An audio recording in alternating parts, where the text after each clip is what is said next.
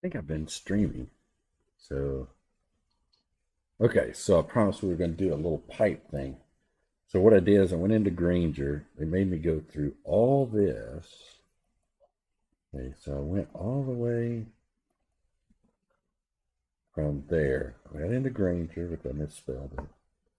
And then I went down here and hit motors and power transmission.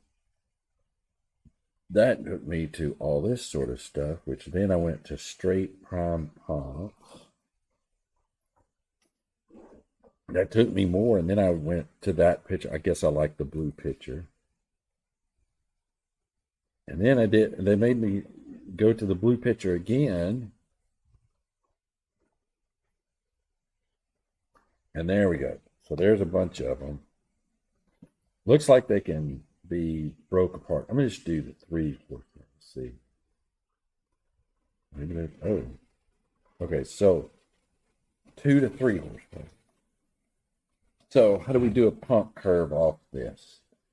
Where's that? What we'll do is I'll just grab this.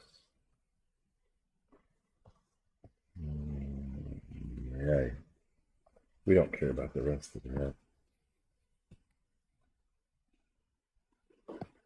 Okay, we're sitting here looking at this. Let's first do our pump curve. So we know the pump curve is going to have some sort of flow rate and some sort of delta P here. So what he's doing is maximum flow in the head, maximum flow. He's got 3 of them. Has he got 3? No, he's got 4 essentially.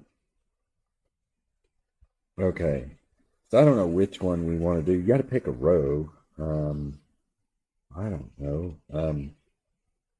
It's just at random. Let's just pick that one. Okay, discharge size. So we're going to have to pick that as being the pipe size if we pick that pump. So the maximum foot ahead is 137. Then when you get out here, maximum flow at 100 foot ahead. So see, the thing here is this is 95.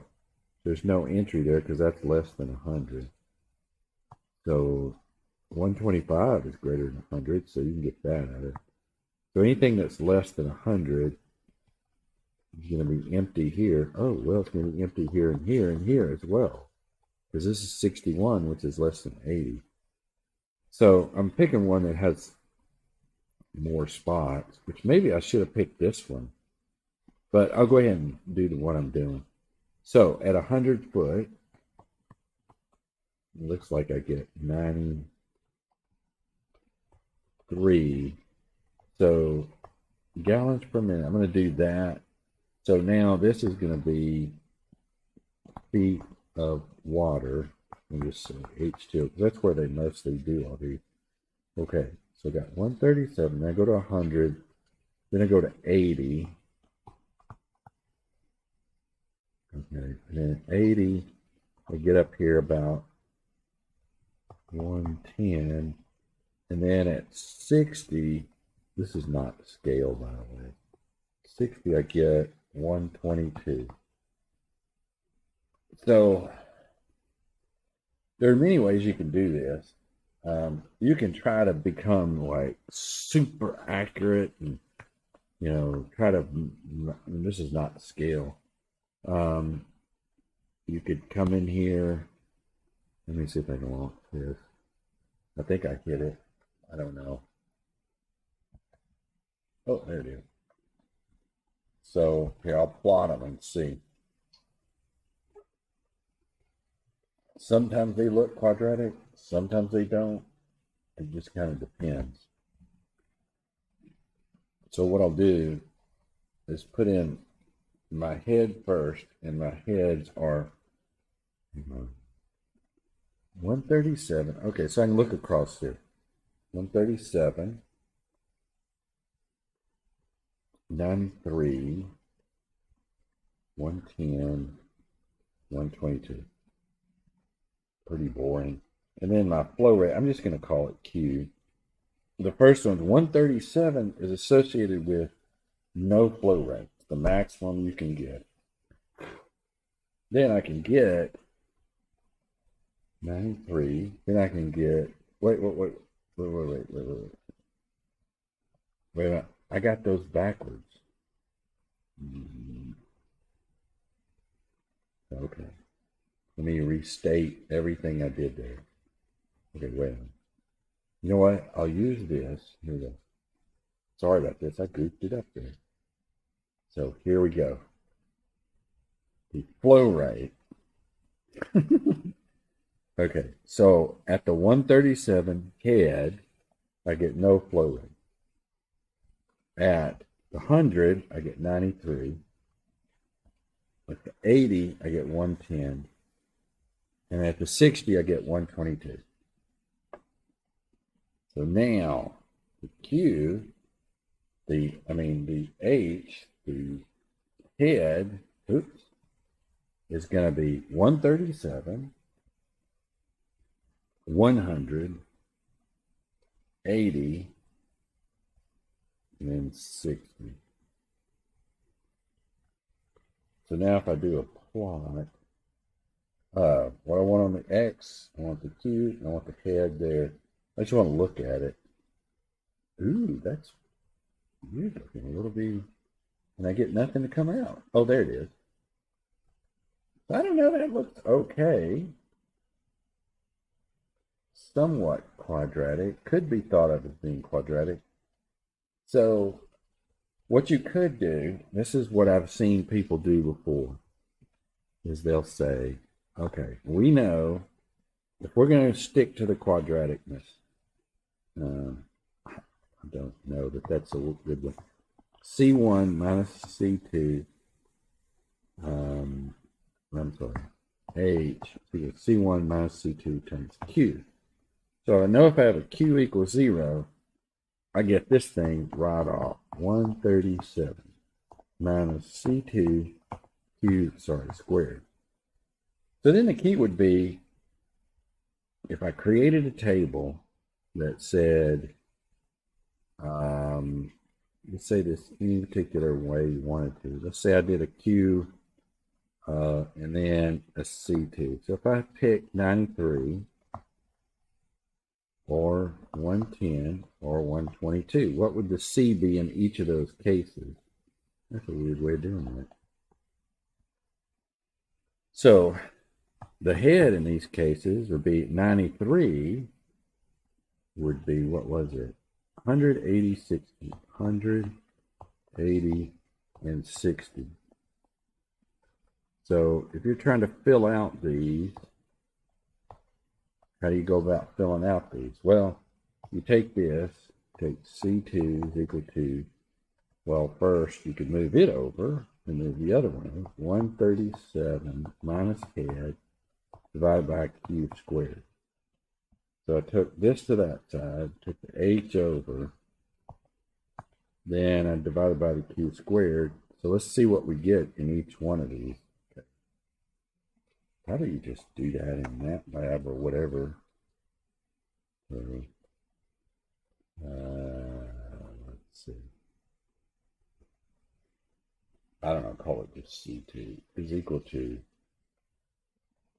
137 minus head dot divided by Q dot squared. Oops, that's not a 2. Okay, well, that makes sense on the first one because the Q is equal to 0, and we don't have any of that. But here, I got to be careful about one thing here, and that is this.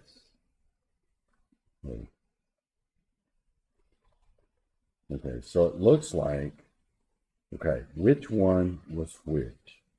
Okay, head, I got them listed, well, let's just list the head, okay. 137, 180, so I got 0.0043, roughly, 0.0043 7 and 0.0051. And, you know, the thing is, if you are running, so the thing is let's just pick one. Let's say 0.0047. Let's just say that we're going to make that to be the case. And then we're going to compare the differences between these two. So if I were to do a plot, and then I'm trying to remember if I just did there it is. Is that it? Okay, there's my 3 points. Hard to see them. But what I'll do is I'll sweep out a little q from equaling to 0 to 125. And then what I'll do is I'll say C2, we're going to say C2, we'll say a little C2 is 0.0047. And then what I'm going to do is I'm going to say the little head is equal to 137 minus the little C2 times the little q squared. And then what I'll do, let's see if I can do this. And then the little q and the little h, right? Okay. So there it sits. So you can see it tagged, kind of hard to see, but you can see right there it tagged that second spot. Missed this last one quite a bit. Missed that one a little bit. So you kind of have to choose. It's a reasonable assumption. So I think if we're just going to solve this and get an idea, this is okay. We're going to find that it's not going to be that much off. If you're here or there, it'll be okay. It's not like it's going to be terrible in anything. So the key is, what do I end up with? I ended up with an equation that says h is equal to 137 minus 0.047 q squared, where h is in units of h is in feet of water. Units of q are in cubic feet per minute. No, gallons per minute. Okay. Gallons per minute. Okay. Okay. So now you got a problem. You're going to have to convert this. So I'm going to say, we'll fix that later. So we'll fix this whole equation up so that it works out when we get to that. But let's say we attach that on a pipe. So we buy this pump here. Here's our pump. Pretty ugly looking pump. It's drawing water out of a lake here. And then it pumps it down this tube. And then right now we're just going to make it squirt out of the ground. 100 foot. We're going to make a fountain. That's what we're going to do. So we're making a fountain. It's going to squirt up. It's going to squirt up out of the fountain. And so we're trying to entertain people. Make them feel good. So it's 100 foot. The diameter, what was the diameter I was able to pick? Okay, so I picked, oh wait, I picked it off here. The diameter was 1.5 inches. 1.5 inches. Let's just say E over D, let's say 0.001. So it's pretty smooth, not perfect, but close. So it's a 100 foot pipe. Let's say we have no shrink down of the velocity. I mean, there's going to be no reduction in the velocity here. We're just going to want to find, if I just have that 1.5 inch pipe, how high is it going to shoot up? So I'm going to start back here at the pond that we're pulling the water out of. And I'm going to go out here into the exit here. So I'm going to say P1 over gamma plus Z1 plus V1 squared over 2G minus FL over D V squared over 2G plus the head of the pump. Now what we're going to have to do is we're going to have to adjust things here. So what we're going to do, we're going to use that equation in a minute, but I'm going to have to adjust this to a particular value, which I'll deal with in a second, equals to P2 plus over gamma plus Z2 plus V2 squared over 2G. Okay, so the pond we're pulling out of is a really big looking pond. Okay, so here's a pipe. Pipe comes out, goes down into there. Really big pond. So this velocity is 0. We'll say the elevation of the exit, although it doesn't look like it, that these two are at the same elevation. So therefore they can be canceled. The pressure at the entrance is nothing. The pressure at the exit is going to be nothing. You are going to have some kinetic energy here. So what you got the head of the pump minus the losses, and we're just considering the pipe losses right now. You got to be equal to D squared over 2G. If this is the same diameter pipe as that, then I could just take this and shove it to the other side and put an addition to it. So I'll do that. Put it over here. Get rid of that. Move this. So I got that. So now I can go ahead and put in this head of the pump. 137 minus 0.0047 Q squared is equal to V squared over 2G plus F L over D V squared over 2G, which actually, I'm going to do it this way. 1 here. No, if I do that out. Okay, so if I do it that way, I'm good. Now my question is, how do I relate this to that? So if I want the velocity in feet per second, do I want to change this into gallons per minute? Wait, was it gallons per minute? Yeah, gallons per minute.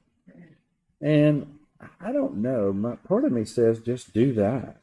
So if I want the V to be in feet per second, and I'd like to change it to the Q in, hang on, gallons per minute. Okay, I'll do it this way. Per minute. Then what I want to do is I want to multiply times the area, pi, and it was at 1.5, 1.5 inch diameter. So that would be feet squared. Now what I got to do, I got gallons per minute, so I need to take 60 seconds and produce 1 minute out of it. And now I've got cubic feet. So I got to put cubic feet over how many gallons? I have no idea. I think it's like, I don't know, 3.48 or something? I don't remember.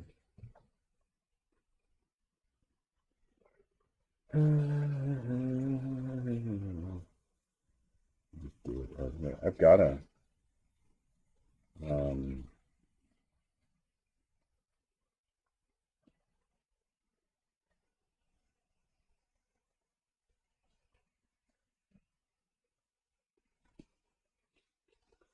okay, so it says 1 gallon is, I wonder if that's exactly, okay, so let me think about that. 1 gallon is, so that would be 1 gallon over 1.133681.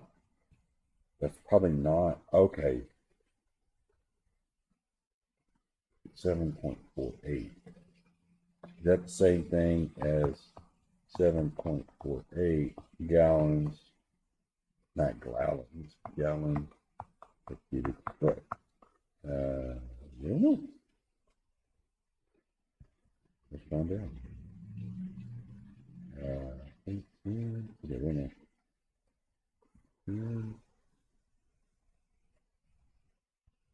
It turns out to be right. So 7.48. So I'll just go ahead and get rid of that. So I got that. Okay. Now I just got to multiply all this junk together. So I'm going to split it apart, see if I can figure that out. Okay. So V. Okay, so listen. I get a number I put in here. And so I'm going to just make that a box. Okay, pi 1.5 squared over 4. This has no units because I got to get the units out of there because this picture calculator doesn't like units. Okay.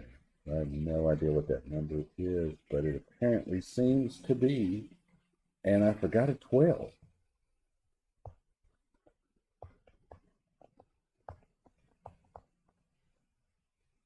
Okay, try it again. Yeah, got the 12, got the 7, got the 6, got the 4. So it ended up being 5.5076. And so this is the Q gallons per minute. So if this is the V, then I can put in V is equal to Q 5.5076. So then I take this and I shove it back up in here. Okay. So here's what I'm going to do. Copy this. Copy it. And stick it right there. But this time, zoom in on it. And I get, okay. I get Q squared over, in here, just move this over 5.5, and I'm tired, so it's squared. I'll just say 5.5. We're not trying to, this is not rocket scientist, so to speak. So that whole digit, I mean, already I'm goofing things up by doing that. So just trying to get in the ballpark right now. Okay, so now my solution will give me back gallons per minute. So how do I frame this thing? Well, we're going to add this one to that side and then divide it all out. Was that 137 or 132?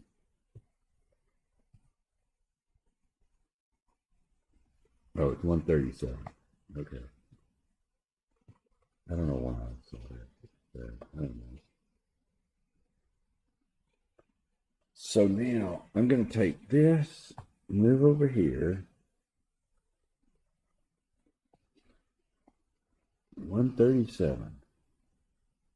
Okay, so I'll go ahead and do this together. Q squared 0.0047, and then add to that this mess. It'll be 1 over 2. I'll go ahead and put in 32.2. 5.5 squared. 1 plus the length of 100 feet and the diameter of 1.5 over 12. And close that off. So now you end up with, where's my F go? Okay, there's my F. Okay, so now I got to combine this and this and this together and then leave this and this by itself. So I think I got to work on that. Q squared. Yuck. Okay, so there's the way I'll do it. I'll do it kind of like this. I'm going to sneak in there. grab that. 0.047 plus 1 over 2, 32, 5.5. I get 0.00521. That's good enough. I don't need anything more than that. So that is the constant. And then I got to get the coefficient in front. I got to get this times that. Okay, first of all, here's what I'll do. I'm going to pull these to the side and let them calculate each other. Okay. I'm going to do a copy. I'm going to put it right here. Then I'm going to have 100. And then I'm going to have another 12 on top. And then I'm going to have a 1.5 on the bottom. What does it tell me that number is? Uh-oh, it clicked it. Oh, but it did okay. 0.41. 065. Okay, 065. So that number is the number that gets put on front in the front of the F. And I got 137. So I ended up with a Q squared equal to, now here's the kicker. Oh God, I didn't think about this. So I'm going to get Q. I'm going to end up with Q. I'm going to have to put that in a Reynolds number to find. I can do it anyway. 137 over, we're going to take the square root of this eventually. 0.00521, that won't be squared anymore. Plus 0.41065 F. And we can do that. Here's the other thing. So when I get Q out, and it's gallons per minute, I got to divide by 5. Does that seem right?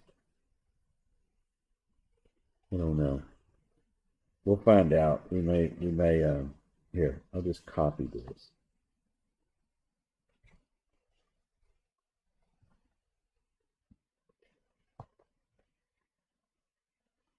And the reason I'm copying it might seem apparent in a minute. So in other words, the velocity is equal to Q divided by 5.5, and I'm too tired for the other numbers. Then the Reynolds number is equal to rho 1.94, velocity, diameter, 1.5 over 12 over the viscosity, or rho velocity diameter over mu. So water is 2.34 e to the minus 5. Then when I get that, I want to use the equation for friction factor. 1.325 over ln of let's do a parenthesis. 3.7, oh, 1 E over D, E over 3.7 D plus Reynolds number, Reynolds number to the 0.9, and then I got to square it. Let's make sure that that's, I think that's it, but I don't know. I had that, is it here? Over here? It's not listening to me at all. Hello, computer. Hello, computer. Hello, computer. It doesn't like me. Do that. Try it again. Well, that's weird. We don't need any of that. Okay. We're just gonna, I don't know what's going on there.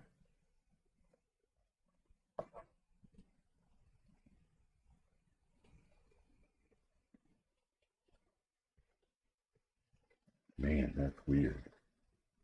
Okay, that's not what I'm looking for. Somebody help me.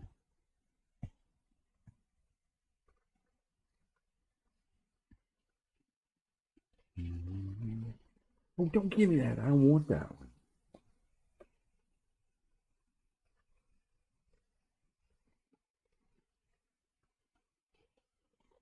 Okay, what did I search for?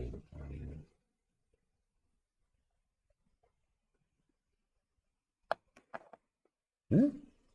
Did I misspell the equation? Oh, the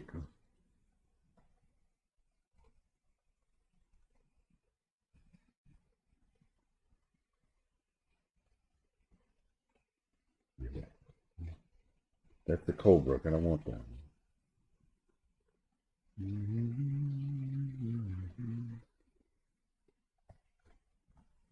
There was a bunch of them in an equation. I had that before. What is going on with this computer? Oh, now it's behaving correctly. No, that was.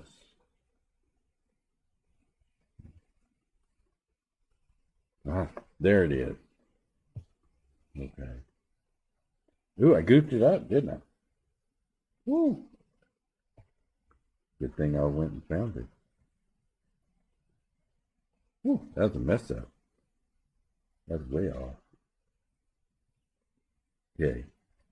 Get rid of that thing. That's a big mess up.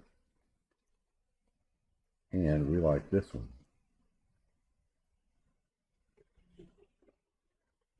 Wow, that's a goof up there. So I forgot the 5 point. I knew there was a 0.9. I knew there was a squared. Okay. Okay. So let us go to the special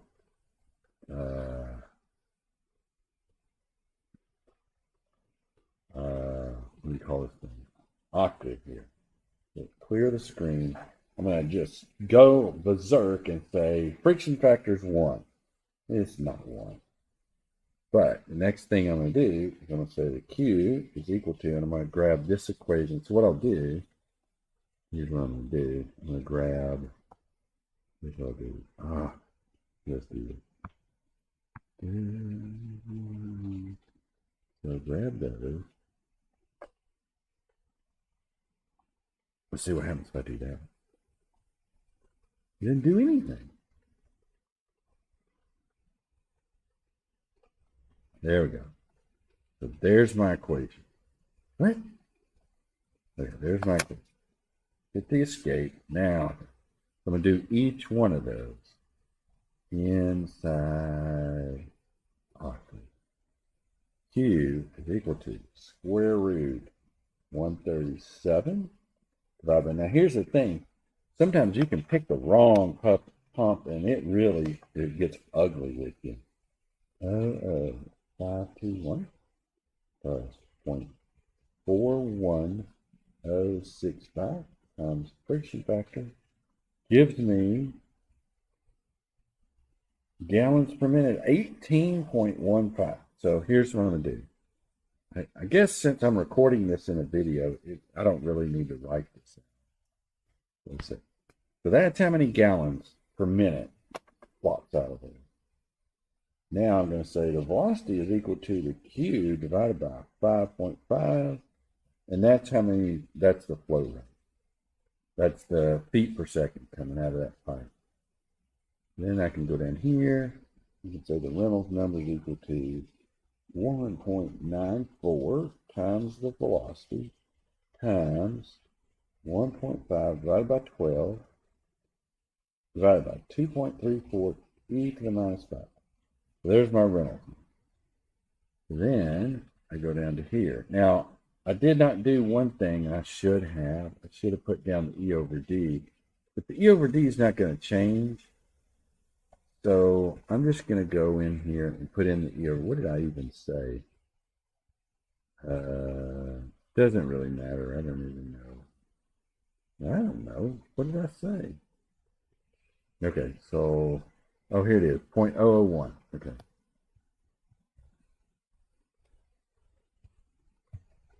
Now I'm into this one. I'm going to bring this up. So my friction factor now becomes 1.325 divided by parentheses log parentheses E over D, which is 0.001 divided by 3.7. So that's going to be fixed. That's not going to change. Plus 5.74 divided by the Reynolds number brought up to the 0.9. Close that off, so I'll log that, and then do that, and then square it. 0.025. Now I can just do this. Bang, bang, bang, bang. So is it 18 gallons now? I don't know. Let's see. Ooh. Okay. Bang, bang. Velocity. Bang, bang. 4. No, is it 4? Okay. 4. 3, 4. 1, 2, 3, 4. 1, 2, 3, 4. 1, 2, 3, 4. 1, 2, 3, 4.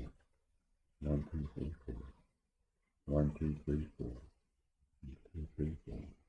1, 2, 3, 4. 1, 2, 4. I've been staring at the cube, the gallons per minute. So it looks like I'm going to get around 100 gallons per minute. So here's the key. Okay, if I'm getting about 100 gallons per minute, and I go back to my plot, where am I sitting at on this thing? So this is, I'm trying to be more of a realist here. So I'm between this operating point and that one. So that's pretty reasonable. So I'm somewhere between 80 and 100 foot ahead here. And so I think my point that I picked was pinned on that one.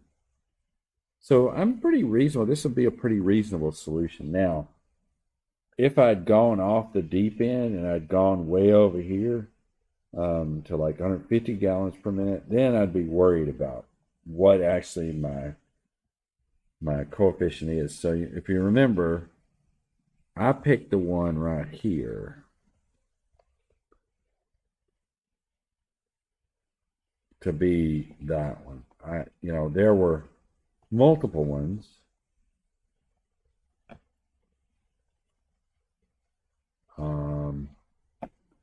I don't know. So I'm picking the one about 110. So I don't know, 110, 193. I don't know. So it's probably okay. It gets me in the ballpark. So with this pump and this, I get 100 gallons per minute. Now the question is, what was the speed? Okay, so now I'm going to operate the second part of the problem.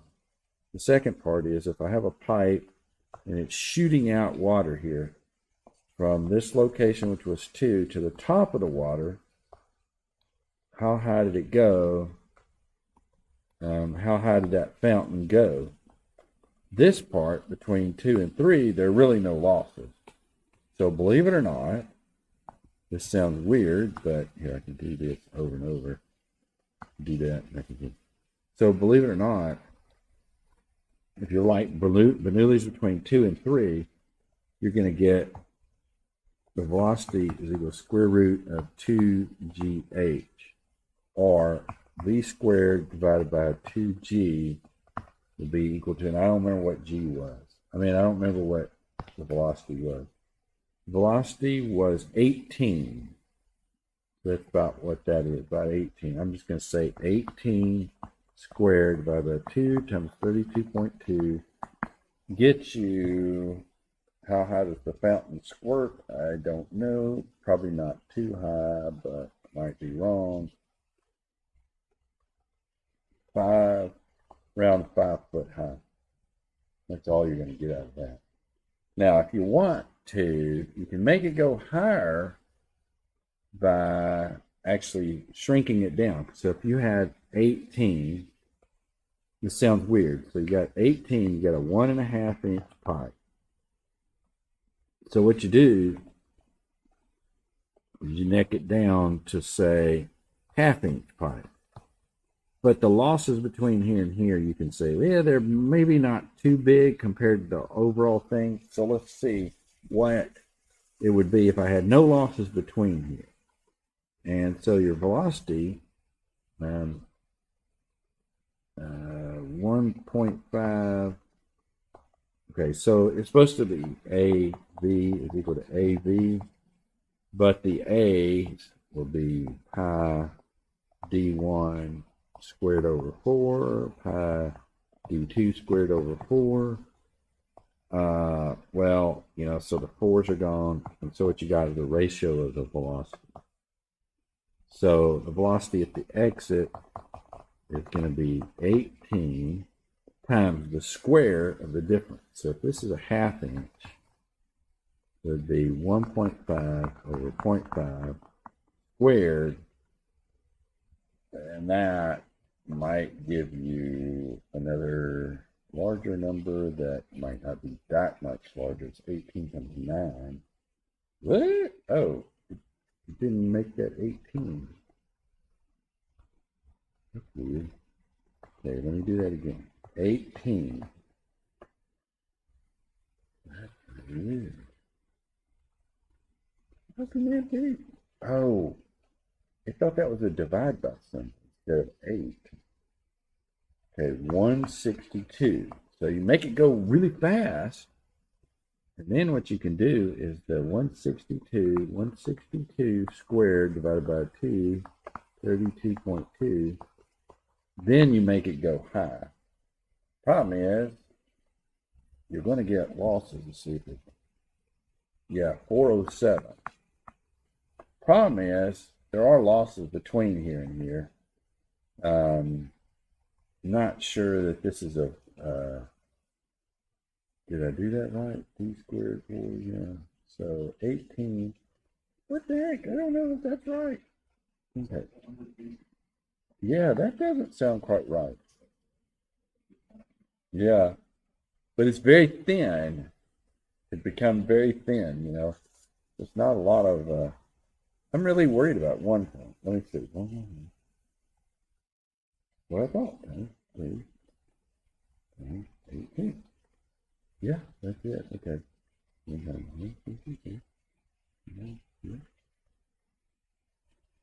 Yeah. So that it is. I mean, in theory, here's something that's very theoretical. Okay, let's make it like super theoretical. Let's say I did 18 and I did 1.5 inch diameter to 0.001 inch diameter. And then what you're going to do, you're going to take that and you're going to square that and then divide by 2 and 32.2. The question is, okay, this is nuts. This is absolutely nuts what I'm about to do. Oh, whoa. I didn't know it had that. Okay, close. 3. So, here you go. You can have a fountain that's 2.54 e to the 13. By making it very, very, very tiny. The problem is this is not going to work. Because the first thing that's going to happen, the water's going to come out of there and hit the air.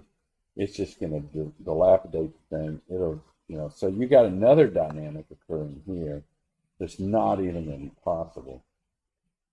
So when that water comes out, it's basically a jet, and the air will rip it to pieces.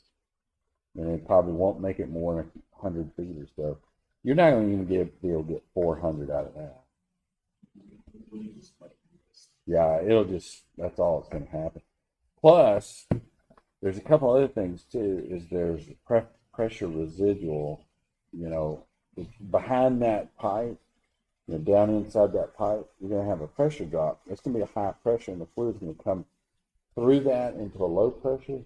You'll find it'll split out like that. So you're going to have all sorts of issues. You need to, one of the things, if you're going to do that, you need to relaminarize the flow with a special nozzle. But in that process, that it's going to create pressure drop on it. So there's going to be all sorts of extra complexity there. But getting your little 5 foot, that's going to be probably okay. No, most people would stop the problem and say, okay, we're not going to do this part. They wouldn't even consider that. But because that sounds okay and that's what you're going to get. There is a limit on shrinking it down more and more and more, because then you're going to back up the pump. And so at a certain point, that pump, if you're going to put a huge back pressure on that pump, what's going to happen, if you look at the pump diagram, which I don't think I have. Yeah, I do. Guess what's going to happen? So suddenly, you're going to put more and more pressure load on that pump to the point it can't produce anything more than that. And so your flow rate's just going to, so you neck that thing down, you slow the pump down, and you slow the thing down to the point that pump can't overcome it. And so you've got this balance between the whole thing. So you can't really neck the fluid down without backing out and seeing what the pump, how the pump will respond to shrinking that pressure, shrinking that flow rate coming out of there. So there's a lot of variables there. There's things that are happening that you're not going to get. That's just nuts. So I went off in space there. Even this one is in space, because the reason being is because this is a major assumption that you're not going to lose any energy between here and here. Even if it's short, you're going to lose enough, especially if the flow rate's pretty. If it's shooting out at 18 feet per second, you're going to lose quite a bit of energy here, which is going to drag on the pump. The pump can't overcome, so it can't even meet that 5 foot anymore. So there is no such things as no losses. The losses are what hit you in the face when you calculate it. You're like, oh, that didn't work. Let's take the whole fountain apart. But anyway, that's how you kind of go about this. You take the table. I did a halfway assumption on it. Turns out I was okay. I could have been just as bad. I could have ended up operating. So if I start operating above 122, then that's not good, because there you're in a very strange zone. The other thing you'll find out is the efficiency of pumps become pretty poor when you move away from like the central area. So the efficiencies become worse here, and they actually become really bad if you move back towards stagnate. And in fact, you can see that if you go out. Oh, I don't know why I did that. I don't know. Okay. So if you look at these and you find, let's see if I can find. So if you want to pick a pump, like you maybe wanted the water to go this high, you could just do the reverse, right? Calculate, and then realize I need this many gallons per minute, and then find one that's in that range for that size. Right, because here's what happens. Let me give a picture, and I'll show you. Let me see if I can I just get that picture? There it is.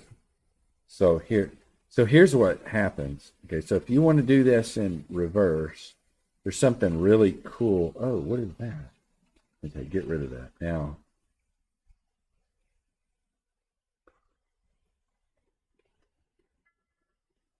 And let's say, okay, so if you look at both sides of this equation, you'll find something interesting. So here's the pump curve right here. And then you go down here and you're looking at the right side of this. So the right side of this looks kind of like a quadratic. So if you look at the right side, you have, you can take the V and turn it into a Q just by a coefficient. So it looks kind of like a quadratic, right? So it turns out, let me use a different color. So it turns out you're going to start here, and this is what you're often called the system curve. And so then you're like looking at this, and so what you can do is do the right side. Yeah, anyway, do the right side. That looks kind of quadratic. So you kind of do the right side. So what you do there is you say, I'm going to take this right side. I'm going to stick a velocity in it and then find out what the system will give me. So what you're doing is you're saying, okay, I'm going to calculate this at 100. Then I'm going to calculate it 2, then 3, then 4, then 5. So you get these points, right? And then you're like, hey, I got a curve out of this. So here's maybe, so you got a curve out of it. And it turns out it's going to look kind of quadratic. Your friction factor at low rates, your friction factor is not going to be very high. And then you're going to get a point where your friction factor stays constant across this. And then you get a perfect quadratic. Then you're like, okay, which pump do I pick? Well, here's the thing. These are efficiency lines. So if you get something like this, then you could pick this pump and operate right here. If you bought this pump, you're going to get that. When you connect them together, you're going to get that flow rate and that head across it. And then you can say, that's not enough gallons per minute. So let me buy this pump. First of all, by buying this pump, you moved into the more efficient operation of the pump, and you got higher flow rate and a higher pressure. And so it's just simply, and this is the way they used to do it in the old days. Somebody'd give you the pump curve, you go back, you calculate, and what you're doing, and you're doing your system, you're saying, I'm going to put a flow rate of this in it. What's the pressure drop? A flow rate of this. What's the pressure drop? What's the flow? So you map out this quadratic, you lay it out there, and then you just lay it straight on that pump curve. And that's exactly how you do it. And it turns out, sure enough, it'll, it might be shifted a little bit, but it pretty much lines itself right there, especially if you do the system correctly. That's it. That's all there is to it. Now, if you think about it, let's compare it to a circuit. Here's a circuit diagram. Circuit diagram. Here's a constant voltage. And here's a constant current. And there's your V is equal, that's the slope, that's the resistance of it. So if you put this on here, that's what you're going to get. And what is that? Here's your V, here's your I. V is equal to IR. Here's your slope. And so that's all you're doing. So what's happening now is you're in a fluid. Here's the difference. You can't get that. You can't get that. But you can get this. And your system curve, your resistance is not a straight line. It's a quadratic. And so they cross each other. And that's where your operating point. So it's the same thing as a circuit. It's just everything in fluids is nonlinear. And, you can make a circuit linear by reducing the voltage and the current way down so low that in like a computer board or something, like it's, what is the highest voltage? I think 5 volts might be. You get some of these computers that have power supplies that are 19 volts, but when they go in and they get stepped down, I think 5 volts. Memories operates at about 1.5 volts. I think that's 5 volts is the highest thing in a computer. Yeah. So, that's it. There's not any, it's not like, 1,000 volts or anything like that. And there's not much current flowing through. So it operates completely linearly. Fluids, if it's operating in its normal range, it's almost always not linear. Uh-oh. Oh, no. I went too far. That's the first time I've ever gone too far. What's wrong with me?